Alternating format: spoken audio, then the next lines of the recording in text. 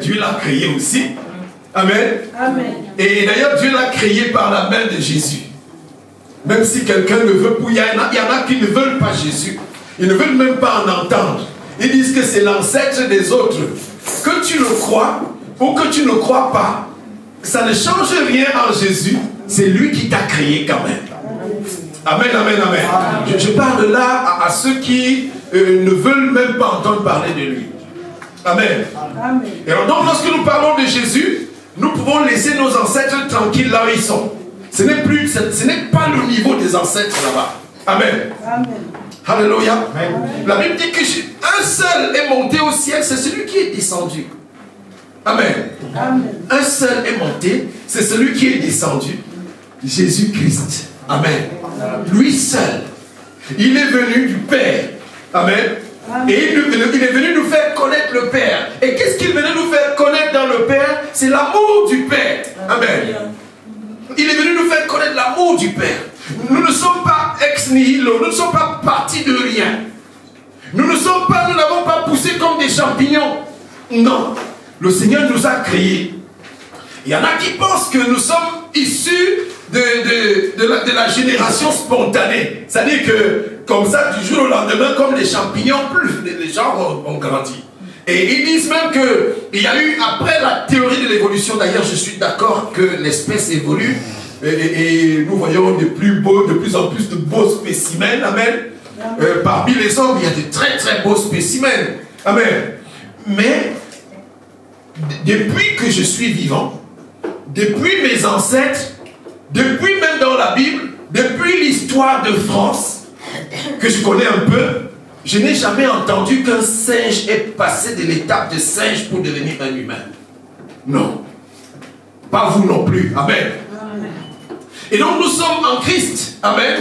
Ayant été créés par lui, la Bible dit que nous sommes son ouvrage. Nous sommes son ouvrage, l'ouvrage de ses mains. Et que nous avons été créés pour les bonnes œuvres que Dieu a préparées d'avance afin que nous puissions les pratiquer. Donc nous n'avons pas poussé comme ça. Nous ne sommes pas non plus issus du Big Bang. Non. C'est-à-dire que non, il y a eu deux atomes qui se sont tamponnés, il y a eu une explosion, et de cette explosion-là, il y a eu des morceaux qui ont volé en éclats, et chacun de nous était un morceau de cet éclat. Non, moi je ne suis pas un morceau. Amen, amen, amen. Et toi pas non plus, non. Amen. Nous sommes des êtres. La Bible nous dit que nous sommes à l'image de Dieu. Il nous a créés à son image. Alléluia. Et Dieu n'est pas un morceau de quelque chose. Amen, amen, amen. Amen. Et donc, le dimanche dernier, nous avons vu que nous sommes issus de la lumière. Parce que notre Dieu est le Père des Lumières. D'après Jacques chapitre 1, verset 17, il est le Père des Lumières. Et qu'il a envoyé son Fils, qui est la lumière du monde, et qui nous a communiqué cette lumière afin que nous aussi, nous devenions la lumière dans ce bas monde. Alors, tel il est, tel nous sommes aussi dans ce bas monde. Amen. Donc nous sommes la lumière du monde. Pourquoi nous sommes la lumière? Et qui est la lumière? C'est ceux qui sont en Christ et qui ont reçu Christ. Parce que dans le livre de Romains chapitre 5 que tu aimes bien, évangéliste, et au verset 5 que tu aimes bien nous communiquer, tu dis que l'espérance ne trompe point. Pourquoi? Parce que l'amour de Dieu a été répandu dans nos cœurs par le Saint-Esprit. Le Saint-Esprit que nous recevons le jour où nous recevons l'évangile. Amen. Et l'évangile du salut, et que nous croyons. Amen. Amen. Et que nous l'acceptons et que nous intégrons dans notre vie. Amen, amen. Amen. Est-ce que quelqu'un n'a pas, il y a quelqu'un qui n'a pas reçu l'évangile ici? Est-ce que quelqu'un n'a pas reçu Christ dans son cœur comme Seigneur et Sauveur? Parce que nous avons aussi fait le constat que dans l'église, il y a beaucoup de gens, de partisans de Christ, mais il y a très peu de chrétiens. C'est-à-dire ceux qui ont reçu réellement Christ dans leur cœur. Amen. Amen. La Bible dit que c'est en confessant Christ. Amen. Dans le livre de Romains chapitre 10, du verset 9 au verset 10, Il dit, si tu crois dans ton cœur, il dit, si tu confesses de ta bouche, et si tu crois dans ton cœur. Amen. Si tu confesses, est-ce que quelqu'un a confessé Christ de sa bouche?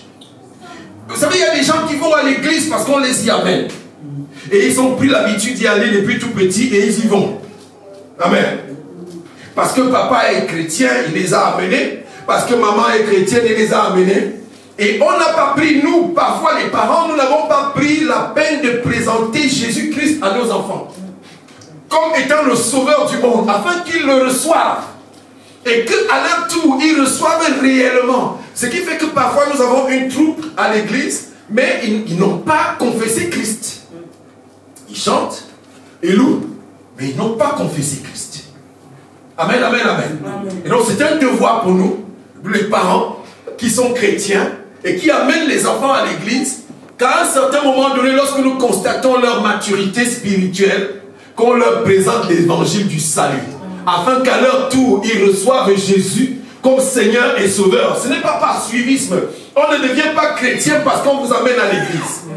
Amen. C'est parce qu'on reçoit Jésus. Amen. Amen, amen, amen. Et donc, quand on reçoit Jésus-Christ, on devient un enfant de la lumière.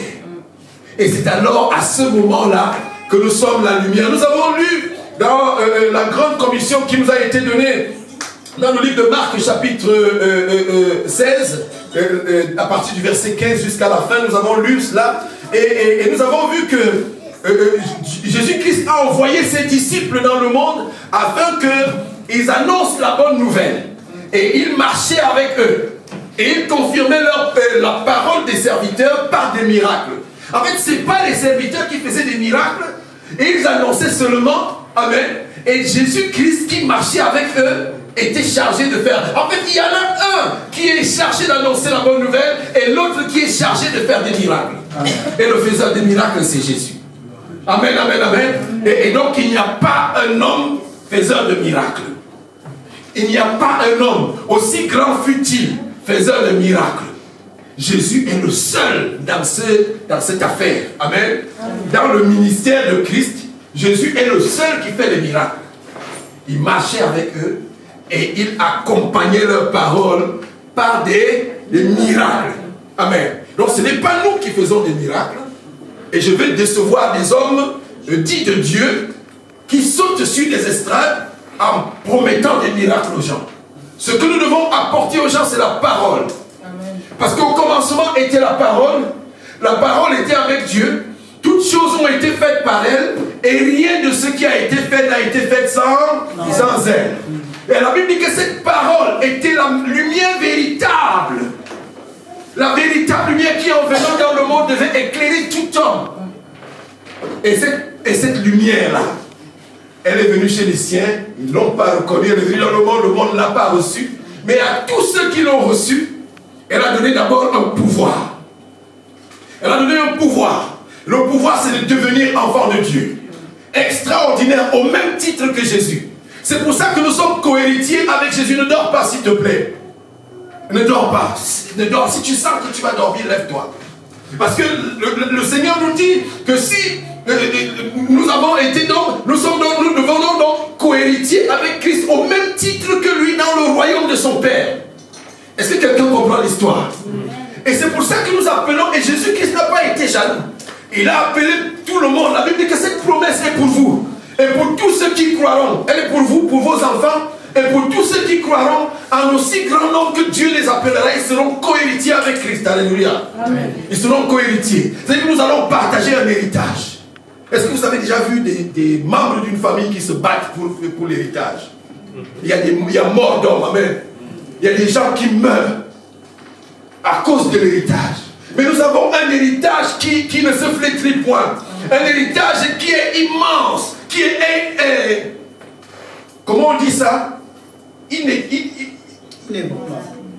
Non, je voulais dire qui est inestimable.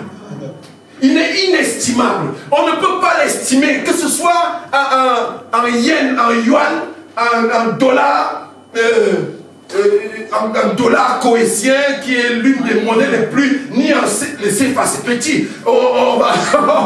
C'est petit, c'est même très petit. On ne peut pas l'estimer en euros, en dollars. Non, notre héritage est inestimable.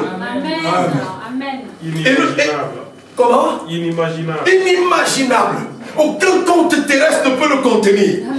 Alléluia. Aucun compte terrestre, aucune banque, il n'y a pas de banque capable de contenir l'héritage qui est le nôtre dans le royaume de Dieu. Amen. C'est à cela que Jésus-Christ est venu nous annoncer. Et il est venu nous appeler. Il est venu nous appeler pour nous montrer le chemin vers le Père. Il a dit le chemin c'est lui. Amen. Il dit je suis le chemin, la vérité et la vie. Nul ne peut aller au Père si ce n'est pas moi. Alors ceux qui croient avoir le Père sans Jésus, ils se trompent. Amen. Amen. Et lorsque nous parlons du Père ici, nous ne parlons pas des petits dieux des peuples. Nous ne parlons pas de Bouddha, nous ne parlons pas de Confucius, nous ne parlons pas de ça, non. Donc les gens peuvent garder les dieux de leur famille, les pieds sacrés, ils peuvent les garder là-bas. Et si nous sommes à une dimension, la Bible dit que ni les cieux des cieux ne peuvent pas contenir ce Dieu-là. Amen. Amen. Amen. Ni les cieux des cieux ne peuvent pas contenir ce Dieu-là. Et c'est ce Dieu-là dont nous vous parlons aujourd'hui. Que nous nous évertions ici à vous présenter. C'est ce Dieu-là qui nous a appelés à son admirable lumière. La Bible dit qu'il habite une lumière inaccessible. Il habite une lumière inaccessible. Et comme cette lumière inaccessible, il a envoyé son Fils Jésus-Christ comme lumière du monde. Et le Fils, ayant fait son œuvre, nous a choisis, tous, vous et moi. Il a dit, comme le Père m'a envoyé, moi aussi, je vous ai envoyé. Amen, amen, amen. Amen. Et chacun de nous, et la Bible dit que pour qu'on reconnaisse que vous êtes mes enfants, que vous êtes mes serviteurs, vous devez porter mon esprit. Amen. Dans le livre de Romains chapitre 8 au verset 9, la Bible nous dit que celui qui n'a pas l'esprit de Christ ne lui appartient pas. Et c'est là que ça commence. Amen, amen, amen. Est-ce qu'on peut lire la parole ce matin? Nous allons lire dans le livre de Galates, nous lirons du verset 13 au verset 26. Nous allons lire tout cela. Et nous voulons un lecteur qui va nous lire ça de façon courante et fluide. Chapitre 5, du verset 13 au verset 26. Nous lisons la parole de Dieu. Frères, vous avez été appelés à la liberté. Seulement ne faites pas de cette liberté un prétexte de vivre selon la chair. Mais rendez-vous par amour serviteurs les uns des autres. Car toute la loi est accomplie dans une seule parole, celle-ci. Tu aimeras ton prochain comme toi-même. Mais si vous vous mordez et vous dévorez les uns les autres, prenez garde que vous ne soyez détruits les uns par les autres.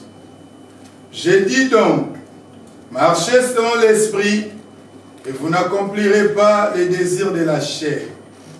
Car la chair a des désirs contraires à ceux de l'esprit, et l'esprit en a des contraires à ceux de la chair. Ils sont opposés entre eux, afin que vous ne fassiez point ce que vous voudriez. Si vous êtes conduits par l'esprit, vous n'êtes point sous la loi. Or, les œuvres de la chair sont évidentes. Ce sont la débauche, l'impureté, le dérèglement, l'idolâtrie, la magie, les rivalités, les querelles, les jalousies, les animosités, les disputes, les divisions, le secte, l'envie, l'ivrognerie, les excès d'état et les choses semblables. Je vous dis d'avance, comme je l'ai déjà dit, que ceux qui commettent de telles choses n'hériteront point le royaume de Dieu. Et le fruit de l'esprit, c'est l'amour, la joie, la paix, la patience, la bonté, la bienveillance, la foi, la douceur, la maîtrise de soi. La loi n'est pas contre ces choses. Ceux qui sont à Jésus-Christ ont crucifié la chair avec ses passions et ses désirs. Si nous vivons par l'Esprit, marchons aussi selon l'Esprit. Ne cherchons pas une vaine gloire en nous provoquant les uns les autres, en nous portant envie les uns aux autres. Amen, amen, amen. Acclamez la parole du Seigneur. Au regard de cette parole, nous faisons clairement une distinction. Qui a fait la distinction comme moi? Amen, amen. Nous faisons une distinction entre les œuvres des ténèbres et les œuvres de la lumière. Amen. Et le Seigneur commence par la bouche de Paul, son serviteur, à nous annoncer les œuvres des ténèbres. Il dit, si vous êtes conduit, au verset 18, il dit, si vous êtes conduit par l'Esprit, vous n'êtes point sous la loi. Il dit, or, les œuvres de la chair sont manifestes. Elles sont manifestes pour ceux qui n'ont pas l'Esprit. Amen, amen. Et cet Esprit, c'est la lumière. La Bible nous dit, lorsque nous avons lu la semaine dernière, dans le livre de Marc 16, 15, à la fin, il nous a dit que nous devons aller annoncer la bonne nouvelle. Et nous avons vu dans le livre de 1 Jean chapitre 1, partie du verset 5 là-bas, il dit que la bonne nouvelle que nous avons apprise de lui et que nous devons annoncer, c'est que Dieu est lumière et qu'il n'y a point en lui de ténèbres. Amen. C'est-à-dire quoi, très exactement? C'est que lorsque Dieu est lumière, il y a les œuvres de la lumière, les œuvres de l'esprit de lumière. Amen, amen. Et de même, à contrario, il y a celui qui se tient dans les ténèbres, qui a un esprit des ténèbres et qui communique à ceux qui lui appartiennent les œuvres des ténèbres. Amen. Et ces œuvres doivent être très clairement distinctes dans la maison du Seigneur. On doit clairement le recevoir, on doit clairement le constater, on doit clairement le percevoir. Amen. Amen. Et chacun de nous doit faire le choix, doit s'examiner de voir si les œuvres qu'il produit sont les œuvres soit des ténèbres que Paul vient de nous conter ici, ou alors les œuvres de la lumière, qui sont les œuvres de l'Esprit de Christ. Amen. Amen. Le livre de Marc, et de même que l'épître de Jean, nous conduisent directement dans l'amour. Amen. Amen. La Bible nous dit que dans le livre de Galates que nous venons de lire, il y a, pour ceux qui ont l'Esprit de Christ, ils ont un dénominateur commun. Amen. Quelque chose qu'ils partagent de façon spontanée, de façon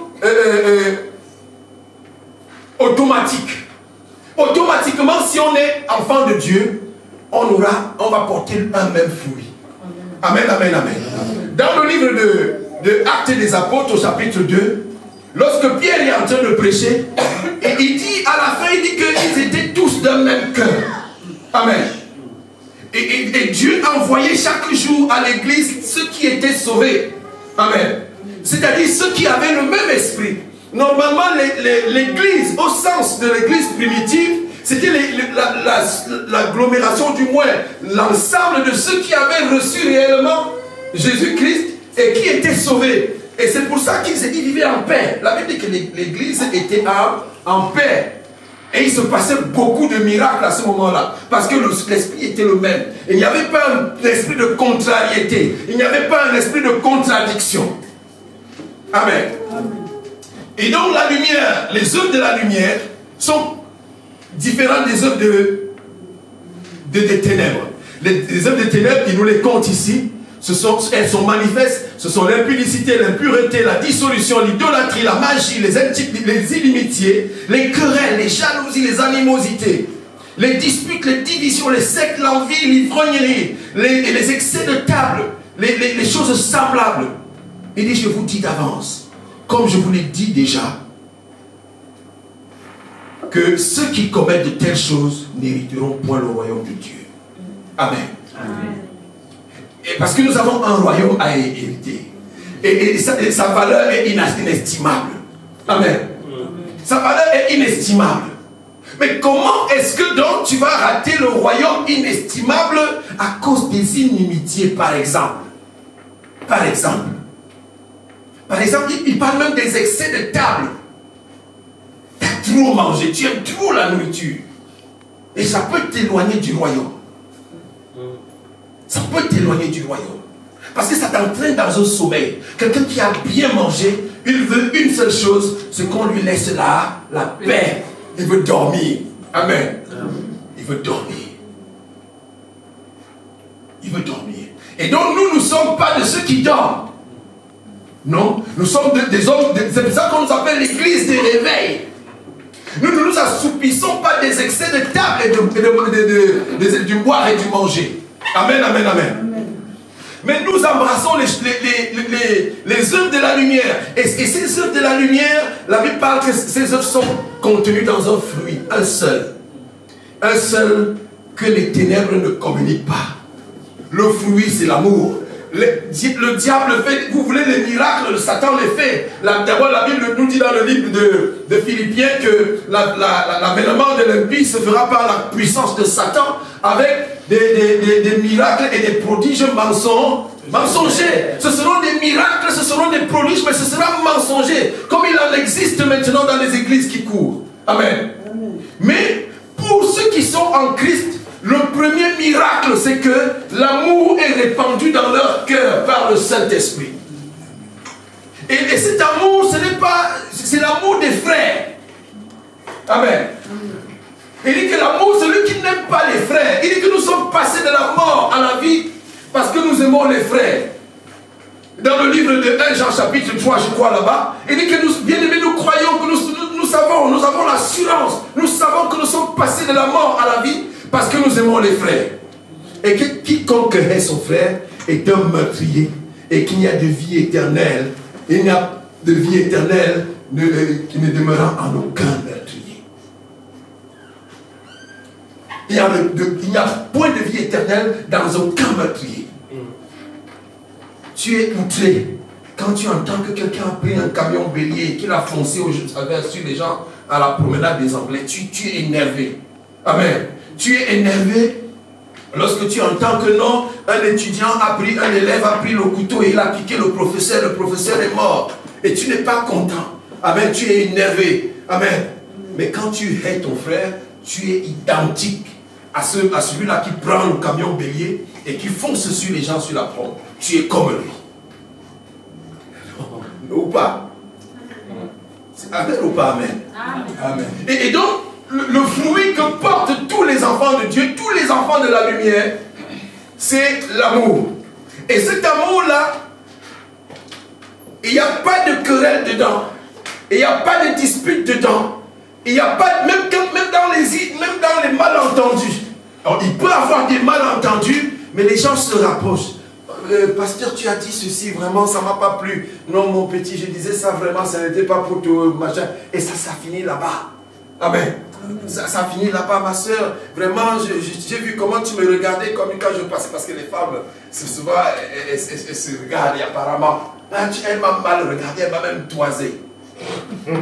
Oui ou pas? Amen ou pas amen? Amen.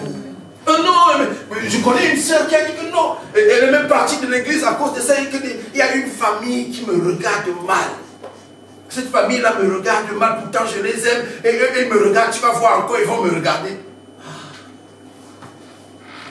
Elle est partie de l'église. J'ai beau lui dire que non. Cette famille-là, moi je la connais.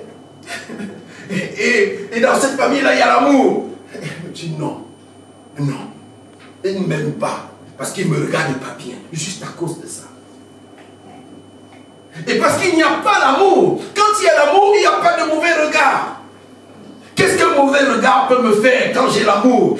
Toi, chacun apporte ce qu'il a. Amen. Amen. Dans une relation, chacun apporte ce qu'il a. Toi, tu m'apportes les mauvais regards. Moi, je te manifeste mon amour. Je te donne mon sourire. Amen. Tu me parles mal, je te parle bien. Parce que moi, j'ai en moi la lumière de Dieu. Et je ne peux pas me mélanger. Les ténèbres ne se mélangent pas avec la lumière. Non. Les ténèbres là sont la lumière est là pour influencer les ténèbres. C'est pour ça que la Bible nous dit que nous sommes la lumière du monde. Parce que le monde est dans les ténèbres. Et il n'est pas dans les ténèbres parce qu'il veut. Amen. La Bible dit que si notre évangile est voilé, il est voilé pour tous ceux qui périssent. Pour tous ceux dont le prince de ce monde a aveuglé les regards. Pour qu'ils ne vissent point briller la splendeur glorieuse de l'évangile de Christ. Amen, amen, amen. Et donc si quelqu'un a donc le regard voilé, les yeux voilés, et qui ne voit pas la lumière, je me dois de lui apporter la lumière. Amen. Amen. Et c'est le devoir de chacun de nous en tant qu'enfant de Dieu. Et quelqu'un posait la question, mais comment est-ce que dans l'église aujourd'hui il y a des querelles? Parce que vous n'avez pas lu Jude. Jude nous dit dans le verset 4 qu'il s'est glissé les agents de faux apôtres. La Bible dit qu'ils sont de faux apôtres dans le livre de 2 Corinthiens. Il nous dit que ces hommes-là sont de faux apôtres. Amen. Ils sont de faux apôtres.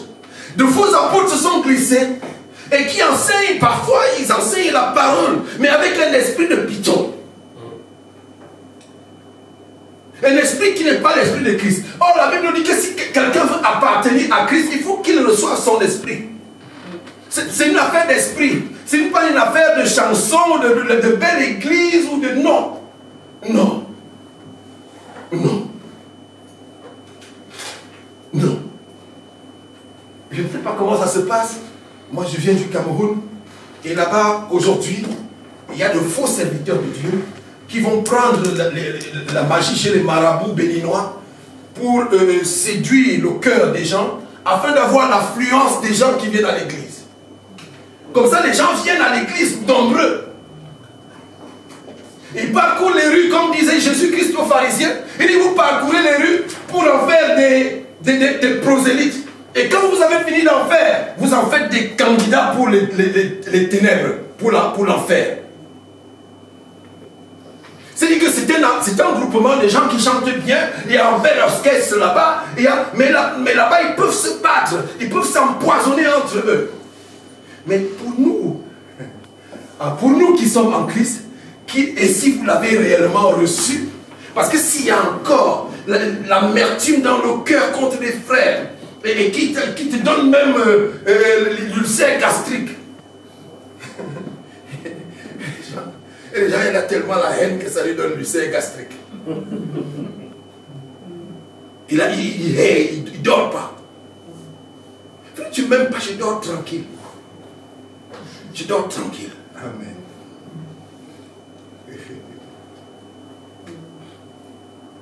Expérience personnelle.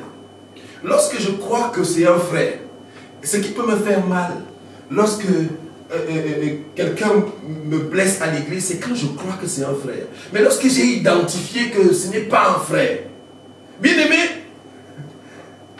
je sors de l'amertume qui m'a été causée. Moi, je donne l'amour. Amen. Je donne l'amour. Je donne l'amour.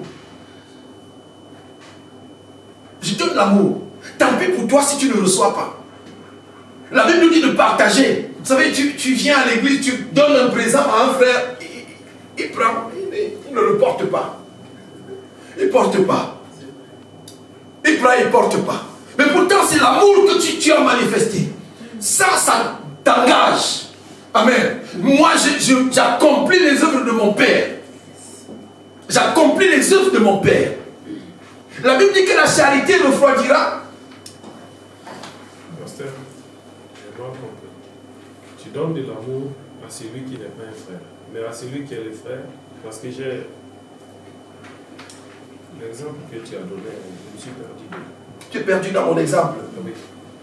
À celui qui est frère, je partage l'amour, je partage avec lui l'amour au quotidien. Normalement, ça c'est la règle dans la maison de Dieu. Nous devons partager, nous devons bien nous parler, nous devons parler les uns les autres avec bienveillance. Nous ne devons pas avoir un langage outrageux comment tu as dit ça? En différé. Et voilà.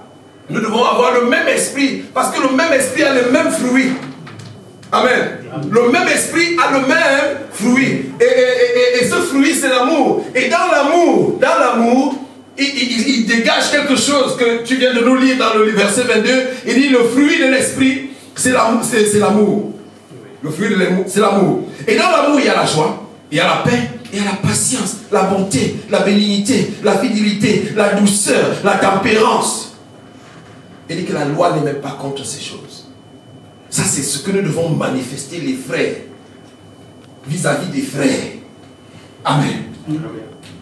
Vis-à-vis des frères. La Bible dit que nous sommes passés de la mort à la vie parce que nous aimons les frères. C'est-à-dire parce que nous manifestons ceci vis-à-vis des frères. Ça, c'est normal.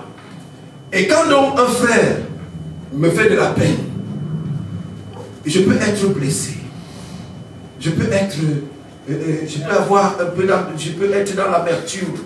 Parce que le frère, parce que je crois que c'est un frère. Et lorsque je me rends compte qu'en réalité, il produit les fruits qui ne sont pas les fruits de l'esprit, je me rends donc compte qu'il n'a pas reçu l'esprit de Christ, qui est mon Seigneur. Et je lui manifeste l'amour pour qu'il comprenne que je porte en moi les fruits de mon Seigneur. Et que lui, il doit aussi venir. Parce qu'il doit venir. Le Seigneur donne. Pourquoi est-ce que le Seigneur ne détruit pas les impies dans l'église? Il a dit laissez croître les dieux. Amen. Il dit laissez croître dans la parabole de l'ivraie et de la bonne semence et du blé. Les serviteurs ont demandé au maître, veux-tu qu'on aille et qu'on arrache tout de suite là l'ivraie? Il a dit laissez croître, de peur. Parce que comme les deux se ressemblent, les deux se confondent. Quand il n'y a pas encore de fruits, de peur que, en voulant arracher l'ivraie, vous vous mettiez à arracher aussi la bonne semence. Mais il arrivera un temps où les fruits seront manifestes. Et lorsque les fruits seront manifestes, on va donc clairement séparer. On va les scinder en deux. On prendra la bonne semence qui porte les fruits de l'esprit et on mettra à part. Le Seigneur appelle ça les brebis. Et maintenant les boucs, les perturbateurs, je veux dire, il va les mettre de côté. Ils seront jetés dans le feu. Amen, amen. Est-ce que quelqu'un comprend quelque chose? Oui. Est-ce que quelqu'un a déjà reçu Jésus? Est-ce qu'il y a quelqu'un ici qui n'a pas reçu Jésus, qui n'a pas confessé, qu'on n'a pas mis à côté comme ça là pour lui dire frère, est-ce que tu acceptes que Jésus-Christ est Seigneur? Est-ce que tu le reçois dans ton cœur comme Seigneur et Sauveur personnel? Est-ce que désormais tu acceptes de vivre avec lui, de marcher avec lui et de ne plus regarder en arrière, de ne plus regarder aux œuvres des ténèbres, de ne plus retourner à ton ancienne vie? Est-ce qu'il y a quelqu'un qui ne l'a pas fait? Bien aimé, c'est l'occasion de le faire. C'est l'occasion de le faire. Que tu sois le fils du pasteur, que tu sois la fille du pasteur, c'est l'occasion de recevoir Jésus. Et c'est ce Jésus-là que nous vous annonçons. Amen. Amen. Comme étant la lumière du monde. Et quand tu reçois Jésus, il y a une lumière qui déclenche en toi, qui s'allume en toi, en sorte que toi aussi tu deviens la lumière du monde. Amen. Et tu éclaires les ténèbres du monde. Et tu ne te mélanges pas aux œuvres des ténèbres. Tu ne te mêles pas parce que c'est ta famille et que c'est ta famille qui a attaqué. Et maintenant tu vas tête basse et tu t'en fous. Tu examines les choses. Et c'est toi qui peux même dire à ta famille, écoutez, comme vous êtes en train d'agir là, ce n'est pas comme ça. Voici ce que la parole nous dit. Amen. C'est pour ça que cette parole est la parole de lumière. Amen. Qui nous éclaire. Elle nous éclaire tout le temps. Elle nous éclaire sur tous les sujets. Et le Saint-Esprit nous a été donné pour nous conduire dans cet éclairage. Amen. Amen. Dans cet éclairage. Nous sommes donc connectés à la source de Christ au moyen du Saint-Esprit. Amen. Amen. Et c'est ce Saint-Esprit qui entretient l'amour dans notre cœur. Et lorsque le Saint-Esprit s'en va d'un cœur, là, tout de suite, l'ennemi occupe ce cœur. Il occupe ce cœur. Et donc nous devons nous battre en sorte que le Saint-Esprit ne s'éloigne pas.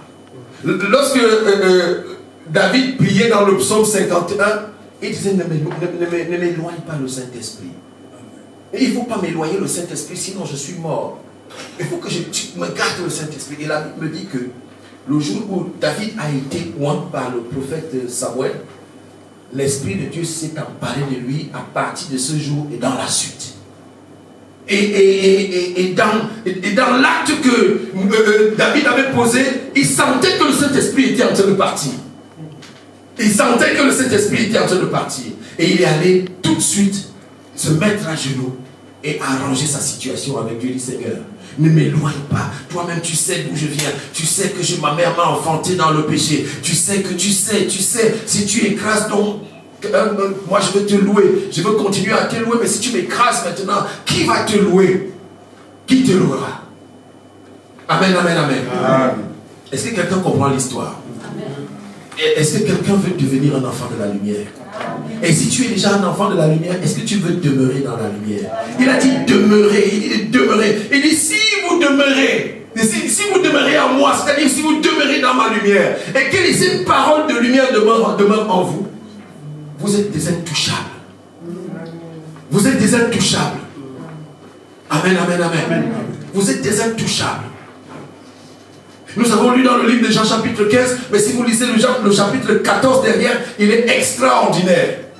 Il est extraordinaire. Nous devons demeurer dans la lumière de Christ, et surtout dans cette période où les choses sont en train d'aller dans tous les sens. Personne ne veut plus Christ, personne ne veut plus Dieu. D'ailleurs, la situation d'Israël aujourd'hui ne permet même plus. Tout le monde montre Israël et dit non, voilà qui parle de Christ.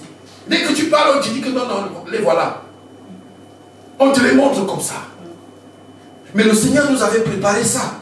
Il nous avait dit que ces choses arriveront comme ça. Et que quand ces choses commenceront à arriver, que nous sachions qu'il est à la porte. Et d'autant plus que notre salut en dépend, nous devons nous attacher plus que jamais aux œuvres de la lumière. Plus que jamais. Si quelqu'un en faisait un, qu'il en fasse même 10. Amen. Et qu'il se consacre. L'homme de Dieu parlait du temps que Dieu te donne sur la terre. Consacre-le lui. Consacre-lui le temps. Amen. Consacre-lui le temps. Il faut lui consacrer le temps. Moi j'ai pris cet engagement de lui consacrer le temps. Amen. J'aurais aimé aller chercher un deuxième boulot parce que c'est difficile. Mais j'ai dit au Seigneur mon Dieu, tu me donnes un boulot seulement si ça ne touche pas ton travail. Parce que le Seigneur m'avait dit que mon premier boulot, c'était l'évangile. C'est pour ça que je m'acharne chaque jour. Peut-être que ça vous énerve, mais chaque matin, moi je suis satisfait quand je vous ai envoyé la parole. Amen. C'est-à-dire que devant Dieu, je suis comme une maman qui a des orphelins et qu'elle doit nourrir chaque matin et elle n'a pas de source. Elle doit aller chercher chaque jour. C'est comme ça que je suis. Donc dans la journée, je réfléchis à ce que je vais envoyer demain. Et il faut que ce soit logique. Et il faut que s'il y ait une maxime, un enseignement derrière. Amen, amen, amen. Et quand je n'ai pas encore reçu un thème, je suis troublé. Comme cette maman-là qui ne sait pas ce qu'elle va donner à ses enfants.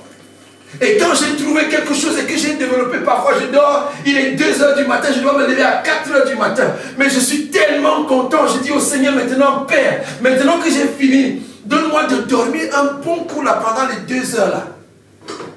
Et le Seigneur le fait. Amen, amen, amen. Et c'est une expérience que je suis en train de développer et que je t'appelle à développer aussi. Tout au moins dans la lecture. Amen. Amen. Dans la lecture. Parce que c'est la parole et la lumière du monde. La Bible dit dans le livre de Jean chapitre 1, il dit qu'au commencement était la parole était avec Dieu, il était Dieu. C'est cette lumière-là qui est venue éclairer les hommes. Les hommes ne sont pas éclairés par autre chose si ce n'est la parole. Tout autre éclairage est artificiel. On appelle ça les feux d'artifice. Ça va monter, mais ça va s'éteindre tout de suite après. Et même, il y a des projectiles dans les feux d'artifice qui font mal, qui ont brûlé des gens. Ils en sont morts. Mais personne n'est mort de la parole de Dieu. Au contraire, elle donne la vie. Elle donne la vie. Elle donne la santé. Le pasteur aime dire que c'est la santé pour les os. Amen. C'est la santé pour les os. Alléluia. Est-ce que quelqu'un comprend l'histoire de la parole là maintenant?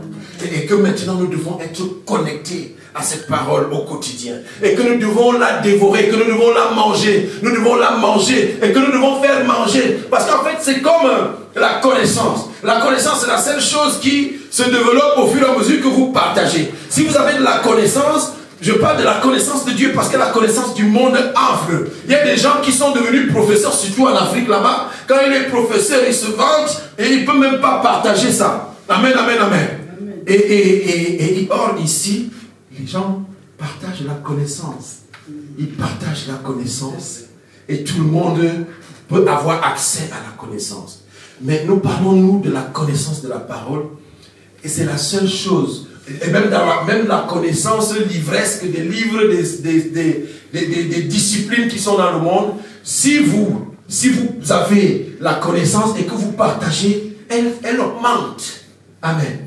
La Bible dit que la connaissance augmentera. Et la parole de Dieu aussi, si vous avez quelque chose que vous connaissez dans la parole de Dieu, ne gardez pas pour vous. Partagez. Amen. Amen. Partagez. Partagez autour de vous. Partagez afin que les gens fassent la même expérience. La même expérience. Amen, amen, amen. Amen. La même expérience. Faites cette expérience. Moi, je suis en train de vivre une expérience extraordinaire avec la parole. Je suis maintenant trempé dedans. Bien aimé, je suis trempé dans la parole désormais et je n'en ressortirai plus. Parce que je me sens tellement bien dedans. C'est tout douillé là-dedans. Amen, amen, amen. Est-ce que quelqu'un aime la parole? Est-ce que quelqu'un veut venir réellement à la parole de lumière?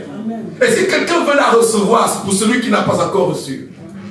Amen, amen, amen. Les enfants, vous pouvez recevoir Christ comme Seigneur et Sauveur. Même si papa est pasteur. Parce que le pastorat de papa ne vous engage pas. Amen. Amen.